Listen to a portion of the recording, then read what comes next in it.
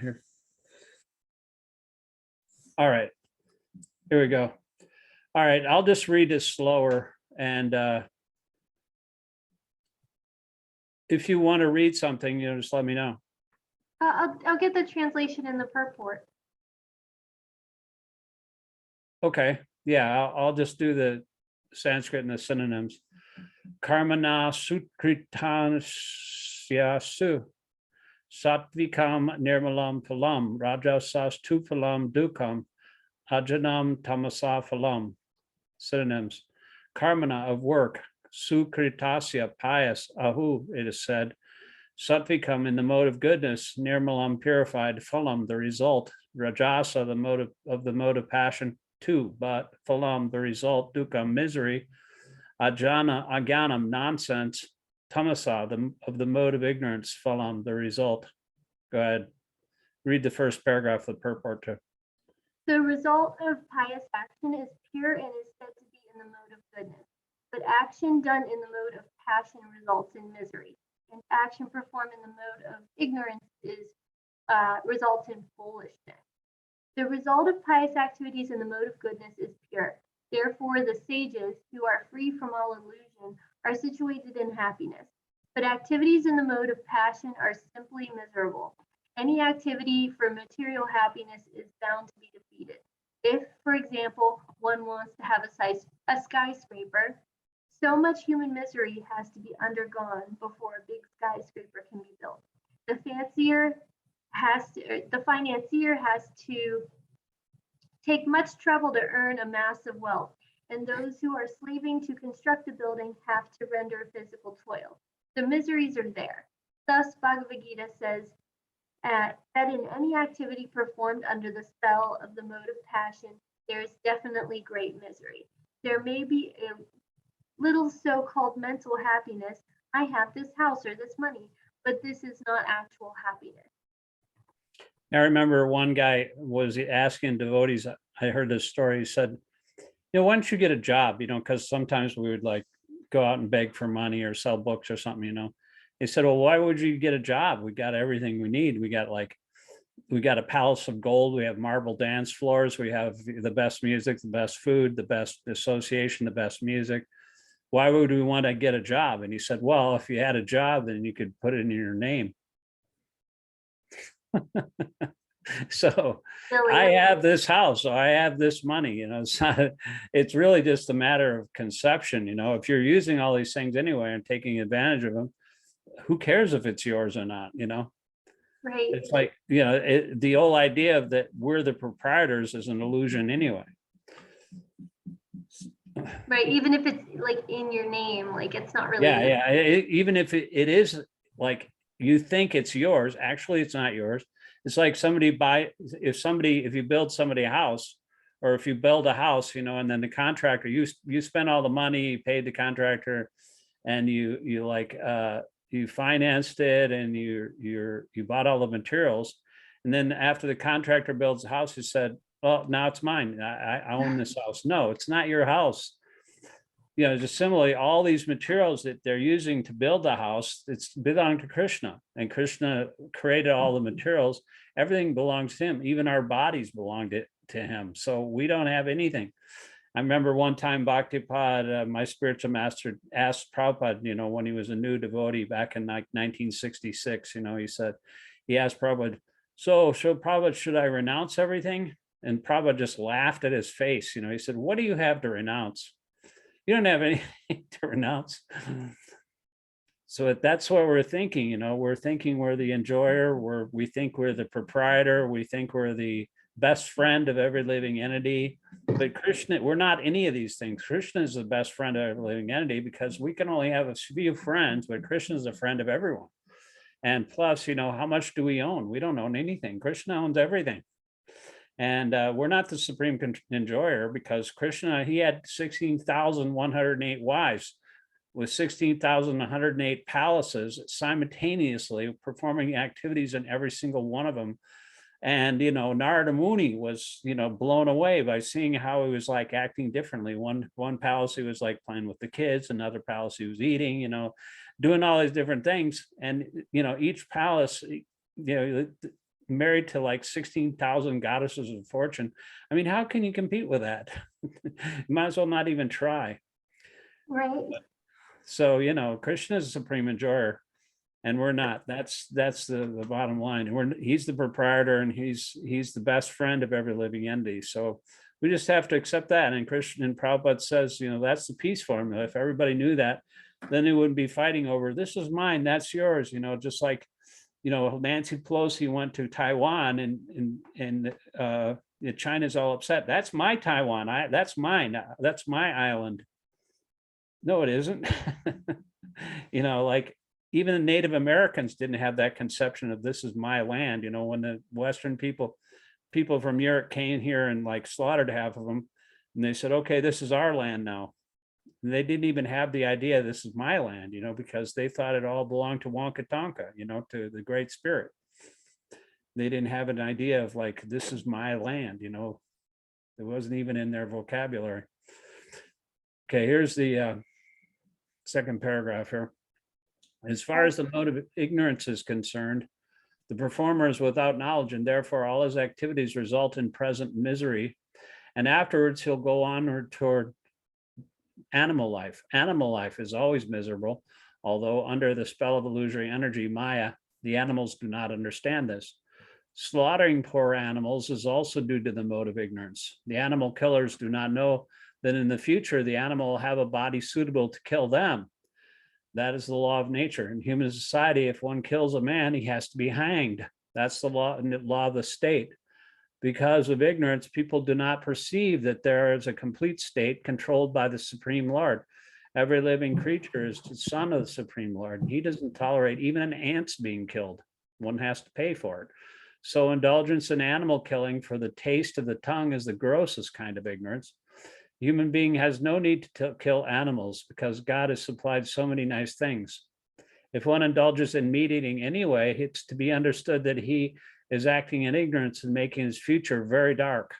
All kinds of animal killing of cows is the most vicious because the cow gives us all kinds of pleasure by supplying milk.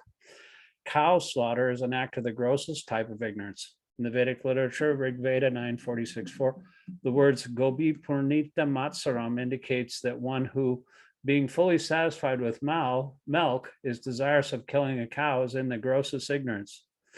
There's also a prayer in the Vedic literature that states, I'll just read this and then you can read the next paragraph after this. I just remember, one time it would drive around in vans and sometimes this devotee was like a new devotee, but he was really passionate about, preaching to people about meat eating. And so he'd see somebody eating a hamburger on the side of the road. He'd say, hey, quit eating meat. It's probably not a very good way to preach, but Namo Brahmanya Devaya Go Brahmanya Tai Cha Dagat Hik Taya Krishna Govindaya Namo Nama. Go ahead. You can read the last paragraph. My Lord, you are the well-wisher of cows and the brahmanas, and you are the well-wisher of the entire society and world. The purport is that special mention is given in that prayer for the protection of the cows and the brahmanas. Brahmanas are the symbol of spiritual education, and cows are the symbol of the most valuable food. These two living creatures, the brahmanas and the cows, must be given all protection. That is real advancement of civilization. In modern human society, spiritual knowledge is neglected and cow killing is encouraged. It is to be understood then that human society is advancing in the wrong direction and is clearing the path to its own condemnation. A civilization which guides the citizens to become animals in their next life is certainly not a human civilization. The present human civilization is, of course, grossly misled by the modes of passion and ignorance. It is a very dangerous age, and all nations should take care to provide the easiest process, Krishna consciousness, to save humanity from the greatest danger. Are you going to Kirtan tomorrow? Are you going to bring your friend? I don't think I'm bringing any friends unless Rachel comes. I know that Rachel wants to come. Yeah. Yeah, I don't know if she's coming or not. She was there last time. Yeah, she was there last time. She's one of my best friends. Yeah. you're wearing the same outfit. Rainbow. Practically. Text 17. Sattvat sanjayate jnanam rajaso lobha evacha pramada moha tamaso bhavato jnanam evacha. Synonyms: sattvat, from the mode of goodness, sanjayate, develops, jnanam, knowledge, rajasa, from the mode of passion, lobha, greed, eva, certainly, cha, also, pramada, madness, moho, an delusion, tamasa, from the mode of ignorance, bhavata, develop, ajnanam, nonsense, eva, certainly, cha, also. From the mode of goodness, real knowledge develops. From the mode of passion, greed develops. And from the mode of ignorance, develop foolishness, madness, and illusion.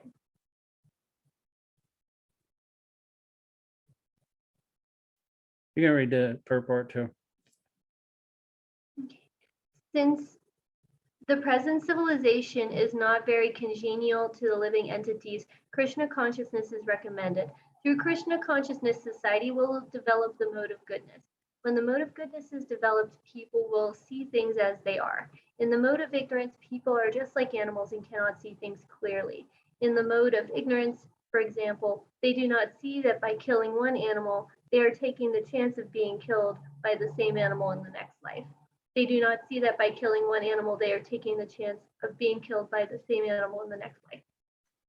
Because people have no education and actual knowledge, they become irresponsible.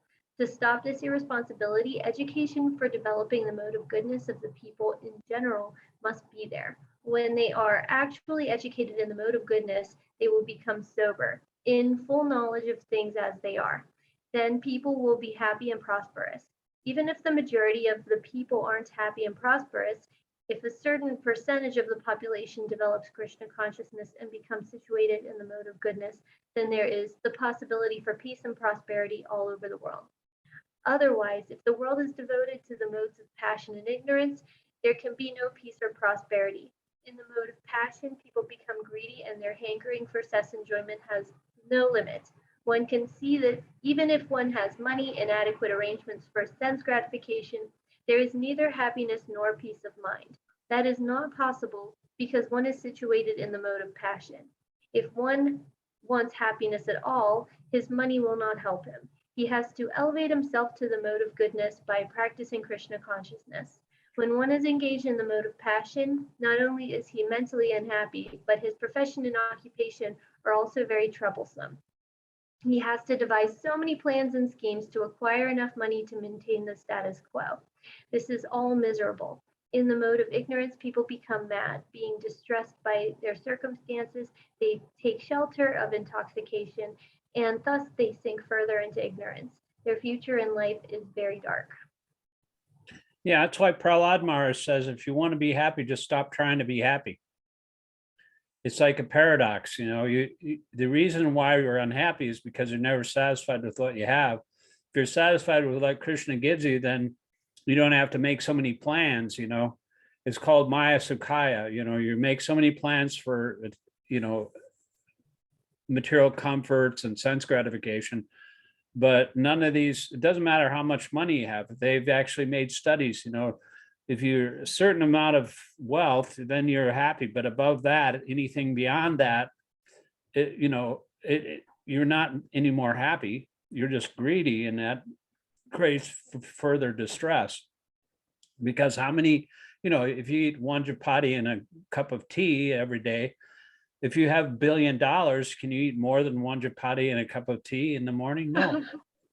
So, you know, it doesn't matter how much money you have, you only have a certain amount of happiness you can get from that basic standard of living, which is required to maintain the body. So we just maintain the body and soul together. That's all we need.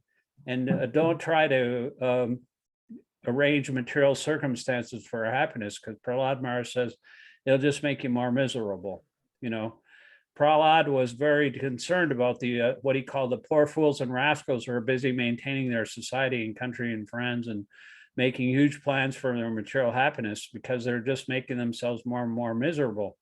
So that the way to do that, the way to stop being miserable is to stop trying to have so many plans for your personal sense gratification. Just let whatever comes, by the grace of God, and just try to maintain the body and soul together and don't try for more.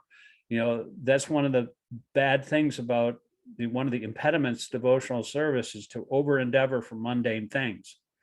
If you over endeavor, your entire being is like taken up by that endeavor. So we just have to accept whatever is coming by the grace of Krishna and then surrender to his plan. And then, he'll take care of us. He provides what we have and supplies what we lack, preserves what we have, and forget the verse, but the basic thing is, he can give us whatever we need. And he's taking care of every single living entity. You don't think he's going to take care of his devotee? Of course he's going to take care of his devotee.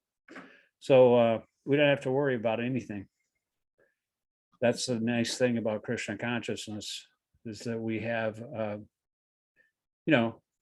we have a protector and we have a maintainer, and we don't have to really work that hard, to maintain ourselves or to advance our own happiness. Text 18. Urdvam gachanti satvashta madhye tistani rajasa jaghanya guna vritasta ado gachati tamasa. Synonyms: urdvam, upwards; gachanti, go; satvasta, those situated in the mode of goodness; madhye, in the middle; tistanti, dwell; rajasa, those situated in the mode of passion; jaghanya, of abominable guna, qualities; vritista, whose occupation; ada, down; gajanti, go; tamasa, persons in the mode of ignorance. Read the translation in first paragraph. Those situated in the mode of goodness gradually go upward to the higher planets. Those in the mode of passion live on the earthly planets, and those in the abominable mode of ignorance go down to the hellish world. In this verse, the results of actions in the three modes of nature are more explicitly set forth. There is an upper planetary system consisting of heavenly planets where everyone is highly elevated. According to the degree of development of the mode of goodness, the living entity can be transferred to various planets in the system. The highest planet is Satyaloka or Brahmaloka, where the prime person of the universe, Lord Brahma, resides. We have seen already that we can hardly calculate the wondrous condition of life on Brahmaloka, but the highest condition of life, the mode of goodness, can bring us to this. The mode of passion is mixed. It's in the middle between the modes of goodness and ignorance. Oops.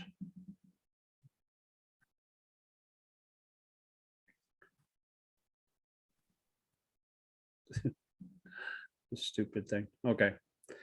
A person is not pure, but even if he should be purely in the mode of passion, he will simply remain on earth as a king or a rich man. But because there are mixtures, one can always go down. People on this earth in the mode of passion and ignorance cannot forcibly approach the higher planets by machine.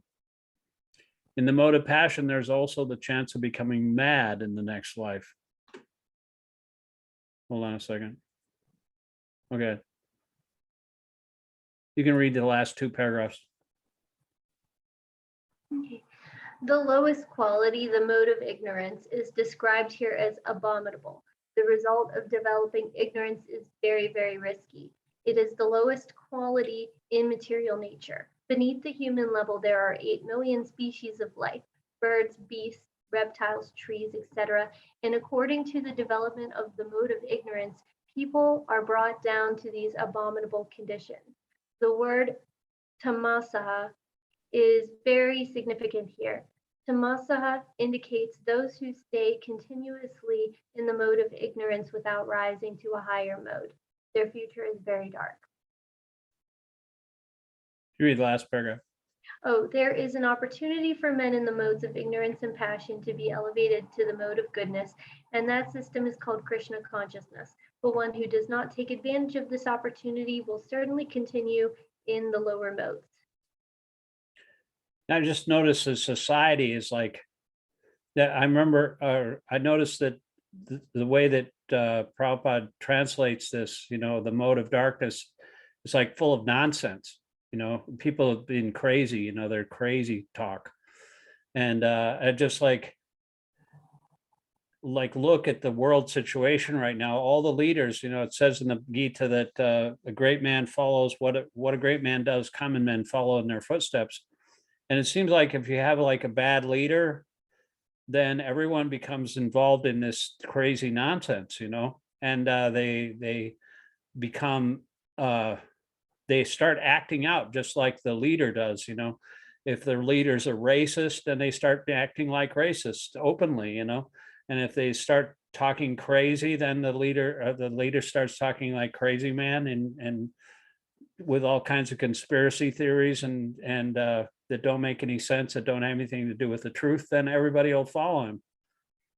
And it's like a really dangerous situation, but that's like the modes. The modes are all throughout the everybody's in mixed modes of passion and ignorance. Hardly anybody's in the mode of goodness. And if you're in the mode of goodness, then you can actually come to the stage of Krishna consciousness. Otherwise, it's very difficult to rise beyond those two states, unless you have the association of devotees and you're open to, hearing the holy name and taking prasad. That's why we have these programs. But text 19. Nanyam gunebhya kartaram yada dristanu pasyati gunebhyas chaparam veti madbhavam so digachati.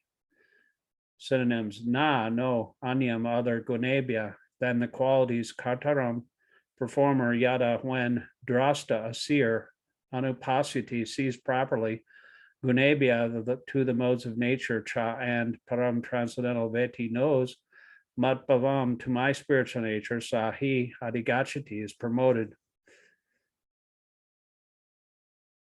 Go ahead. When one properly sees that in all activities no other performer is at work, then these modes of nature, and he knows the Supreme Lord, who is transcendental to all these modes, he attains my spiritual nature. One can transcend all the activities of the modes of material nature simply by understanding them properly, by learning from proper souls. The real spiritual master is Krishna, and he is imparting the spiritual knowledge to Arjuna.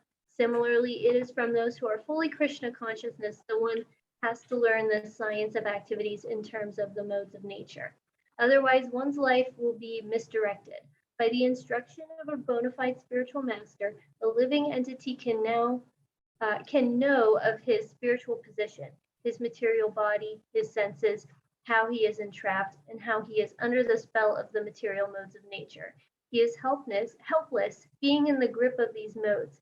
But when he can see his real position, when he can attain to the transcendental platform, having the scope for spiritual life, actually the living entity is not the performer of different activities. He is forced to act because he is situated in a particular type of body, conducted by some particular mode of material nature. Unless one has the help of spiritual authority, he cannot understand in what position he is actually situated.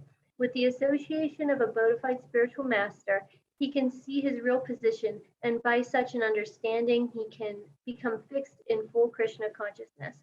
A man in Krishna consciousness is not controlled by the spell of the material modes of nature. It has already been stated in the 7th chapter that one who has surrendered to Krishna is relieved from the activities of material nature. For one who is able to see things as they are, the influence of material nature gradually ceases.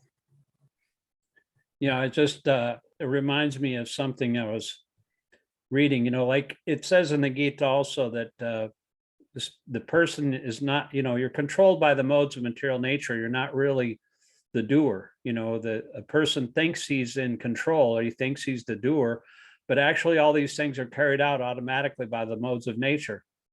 It's like a bull with a nose ring. You pull the bull one way and the bull thinks, I'm going to go this way. And then you pull him the other way and the bull thinks, I think now I'm going to go this way, but it just made me understand like the futility of the idea of even democracy in this material world, because everyone's controlled by the material nature. Everybody says of the people, by the people, for the people, and the people think they're in charge, but it really is not true. The modes of material nature are in charge of all the people, and they don't even know who they are. They don't know where they're situated, and they don't know where they're going.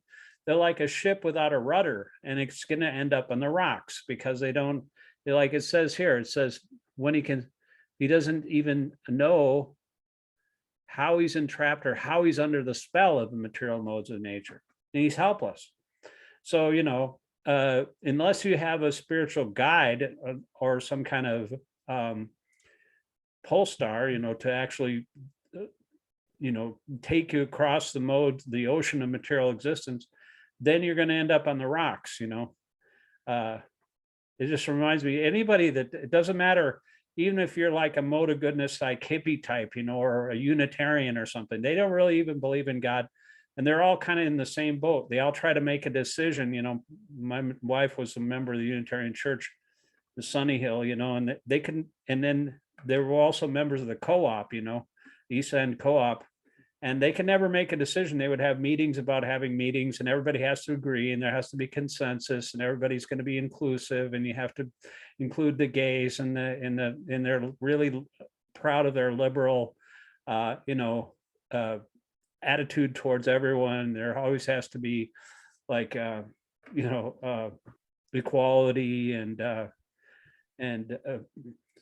that kind of society, but they're not guided by anything. So therefore they can't even come to any conclusion. And they'd never know what they're doing, and they never get anything done. Well, So they can't even decide how to get a meeting. It's talking like this that makes me nervous to bring my friends. I know that you support LGBT rights and all that. Oh, for sure. But I mean, I see where you're going with it, kind of saying that like we're polishing the bird cage, Yeah. Yeah. Well, the real point is that you have to have some kind of understanding of how to get spiritual guidance, because we don't know anything. I just saw an advertisement from some Christian organization that were advertising on TV and said, Jesus, he gets us. I mean, what does it mean? He gets us. Okay, well, who is us? We're really, the Bible says that we're nothing but all our qualities are like filthy rags, unless we have actual spiritual qualities. Even the Bhagavad-gītā says that you might be a man that's like taking care of his wife and children, and the doing, in the mode of goodness and everything. But if he's not connected to Krishna, he has no good qualities, because he's always hovering on the mental platform. So how can there be any good qualities in such a man? It sounds pretty harsh, but that's just the reality of the situation, because you have no way out of your predicament. Arjuna was in a predicament because he didn't know what to do, and so he surrendered to Krishna. So unless you surrender to a bona fide guru and are connected with Krishna's instructions, there's actually no way you can understand who you are, where you're going, what the goal of life is, or how to get through this material world and out of it, ultimately.